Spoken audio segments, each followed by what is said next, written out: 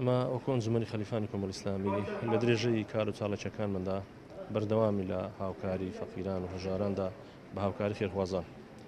ئەمە سێم پرۆژەیە بە هاوکاری خێرخوازان بە هاوکاری بەناوی بەخشین کە خواردن و خۆراک بەسەر فەقیر و هەژاراندا بەشەکەین. ئەمڕۆژ کە بەرەو کۆتایی مانگی ڕەمەزانە چین بە هاوکاری خێرخوازان دامەکردنی سەبەتەی خۆراک بەسەر فەقیر و هەژارەکانی مەنتیقەکەماندا.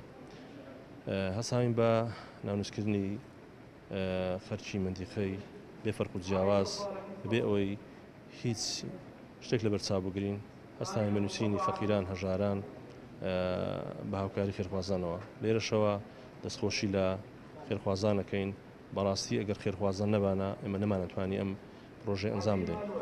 ئەو هاوکاری هەمانجا حەقوا بۆ حکومەت بیکاتن، ئەو ئیشی حکومەتیە، بەڵام بەداخەوە حکومەت لێ خەرچی برسیەکە هەژارەداریەکە، بەڵام دەوڵەمەندەکان خواپێداوەکان دەستخۆشیان لێکەین. خوای گەورە زیاتر یارمەتیان بدا، خوای گەورە زیاتر دەوڵەمەندیان بکات لەوەی بتوانین خەرچی فەقیر و هەژار یارمەتیان بدەین.